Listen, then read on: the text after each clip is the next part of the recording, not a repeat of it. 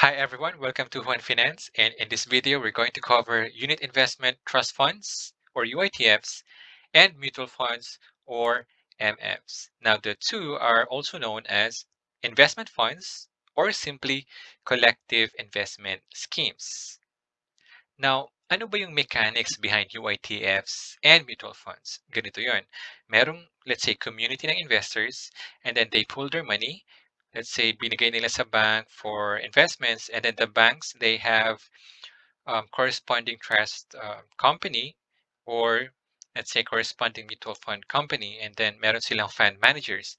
So the fund managers will create a portfolio of different securities like money market, bonds, and equities just to generate extra returns. And the generated returns are given back to investors. Now, this kind of, um, workaround can actually provide three benefits sa investor. Number one is affordability. So, napakamura ng UITF at ng mutual fund. It's only retail at 5,000 to 10,000. Second is diversification. Let's say a typical basket of money market UITF is already composed of, let's say, 50 or even 100 types of, let's say, time deposit or treasury bills. And then you also have liquidity. So most ng mga UITFs, they don't have holding period. So you can just easily go in and out sa fund without, without any penalties. So kung kailangan mo ng fund, let's say after a week or after 2 months, you can just easily withdraw your fund without penalties. So let's try to have the difference in details. In terms of interest rates, both of them actually offer variable interest rate. So meaning wala sila nung fixed and guaranteed na interest rate, okay? So both of them actually offers variable return.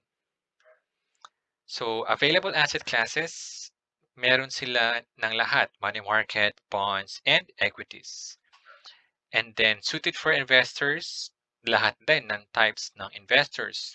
Kahit na conservative ka or moderate or aggressive, so you can invest in UITFs and mutual funds. Investment structure and pricing. Sa UITF, you're actually buying units of participation. Sa mutual funds naman, you're actually buying common shares. So yung pricing ng UITF would be based on the NAV or net asset value per unit.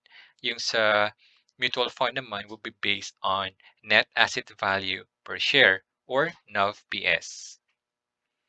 Minimum investment for UITF, that's going to be 10,000 to 50,000. So depende na lang sa trust group or company ng bank or any, let's say, currency, like for example, USD equivalent. Sa mutual funds naman, it's around 1,000 to 5,000. So very affordable talaga yung UITFs and mutual funds. So sa mga startup investors, I really recommend UITFs and mutual funds. Intraday pricing. So no for both of them. Wala sila nung fluctuating price within the day, no? Every minute and every hour, wala sila nung price fluctuation na ganun. So ang pricing nila would be based on a on a per day basis. So ang pricing nila is set, let's say late in the afternoon, 5 or 6 p.m. Saka mo lang makikita yung price ng specific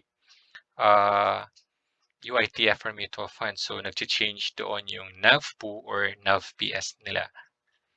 Holding period, na majority of UITFs wala silang holding period.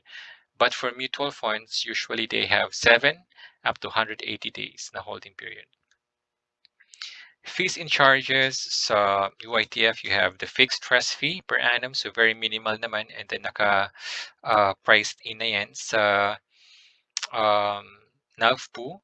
Yung sa mutual funds naman, meron silang fixed na management fee na naka-price in na din sa NAVPS. Pero some mutual funds, meron silang tinatawag na sales fees. So meaning kung papasok ka or lalabas ka sa isang mutual fund, meron silang very, very minimal na sales load dyan, okay? Investor classification sa UITF investor because you actually bought units of participation.